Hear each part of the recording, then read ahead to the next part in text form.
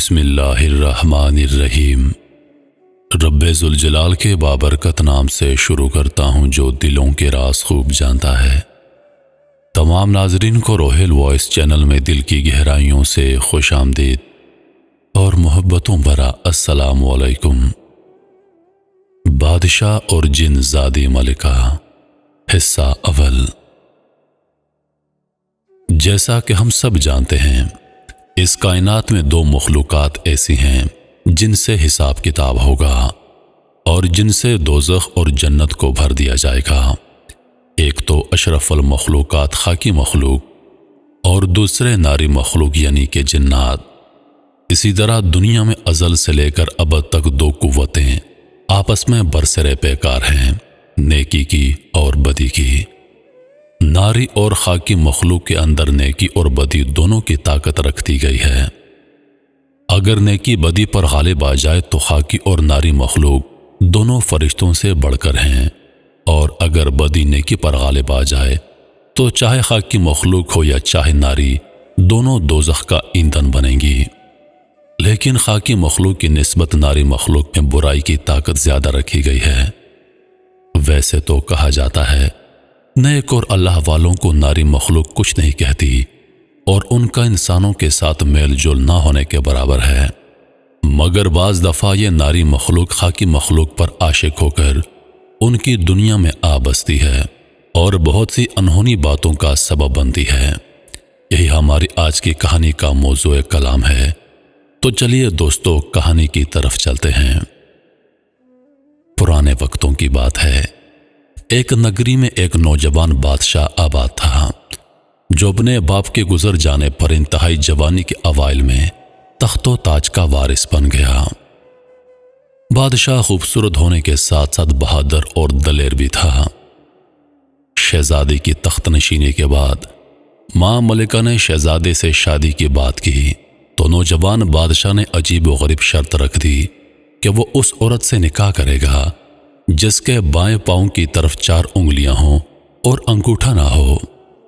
ماں ملکہ ایسی عجیب و غریب شرط سن کر سکتے میں آ گئی اور بادشاہ سے دریافت کیا ایسی شرط کیوں رکھی، مگر بادشاہ ضد پر اڑا رہا اور مجبوراً ماں ملکہ نے شرط کے مطابق لڑکی تلاش کرنا شروع کر دی۔ ریاست بھر میں اعلان کروا دیا گیا کہ بادشاہ سے شادی کی خواہشمند نوجوان لڑکیاں محل میں منعقد ہونے والے مقابلے میں شرکت کریں تاکہ بادشاہ کی مرضی کے مطابق لڑکی تلاش کی جائے۔ اس اعلان کو سنتے ہی ریاست بھر سے سینکڑوں لڑکیوں نے مقابلے میں شرکت کی، مگر کوئی بھی لڑکی بادشاہ کی شرط پر پوری نہ اتری۔ 1 سال اسی کوشش میں گزر گیا، مگر بادشاہ کی شرط کے مطابق کوئی لڑکی نہ ملی۔ اب تو ماں ملکہ کو فکر ستانے لگی کہ کہیں بادشاہ بنا نکاح کے ساری عمر نہ گزار دے۔ آخر ایک دن بادشاہ سلامت شکار کی غرض سے جنگل میں موجود تھا تو ایک عجیب واقعہ پیش آیا۔ بادشاہ اور اس کے 2 محافظ ایک شیر کا پیچھا کرتے ہوئے باقی محافظوں سے دور نکل گئے۔ خوش قسمتی سے بادشاہ نے شیر کا شکار کر لیا، لیکن جب بادشاہ اور 2 محافظ اسی جگہ پہنچے جہاں بادشاہ سلامت باقی محافظوں کو چھوڑ کر گئے تھے تو بادشاہ نے تمام محافظوں کو غائب پایا، مگر حیرت کی بات یہ تھی محافظوں کے گھوڑے اسی جگہ موجود تھے۔ بادشاہ سلامت اور ان کے 2 محافظوں نے شام تک غائب ہو جانے والے سپاہیوں کو تلاش کیا، مگر جب ان کا کوئی سراغ نہ ملا تو یہ سوچ کر کہ شاید وہ جنگلی جانوروں کا شکار ہو گئے ہیں، بادشاہ سلامت محل واپس لوٹ آئے۔ بادشاہ کے محل لوٹتے ہی یہ غائب محافظوں کا ماجرا پورے شہر میں جنگل کی طرح پھیل گیا۔ ماں ملکہ بھی اس بات کو لے کر کافی افسردہ تھی۔ تمام وزراء بھی یہ سوچنے پر مجبور تھے اگر جنگلی جانوروں نے محافظوں کو کھا لیا ہے تو گھوڑوں کو زندہ کیوں چھوڑ دیا، حالانکہ جنگل میں کہیں خون یا گوشت کا لوتھڑا تک نظر نہیں آیا۔ بادشاہ سلامت کو بھی یہ بات کافی پریشان کر رہی تھی، مگر وہ اس کی بابت خاموش تھے۔ آخر بادشاہ سلامت نے وزیر سے اس واقعے کی خفیہ طور پر جانچ کرنے کو کہا، مگر 3 ماہ گزر گئے، غائب ہوئے محافظوں کا کچھ پتہ نہ چل سکا۔ رفتہ رفتہ تمام لوگ اس واقعے کو بھول گئے اور ماں ملکہ کو پھر سے بادشاہ کی شادی کی فکر لاحق ہو گئی۔ ماں ملکہ نے شادی کے بارے میں جب بادشاہ سلامت سے دوبارہ بات کی تو وہ اپنی ضد پر اڑے رہے کہ وہ اس لڑکی سے شادی کریں گے جس کے بائیں پاؤں کی 4 انگلیاں تو ہوں مگر انگوٹھا نہ ہو۔ ماں ملکہ نے بادشاہ کی ضد کو دیکھتے ہوئے ایک بار پھر پوری ریاست میں اعلان کروا دیا کہ بادشاہ سے شادی کی خواہش مند لڑکیاں محل میں منعقد ہونے والے مقابلے میں شرکت کریں۔ اس سال بھی سینکڑوں لڑکیوں نے شرکت کی۔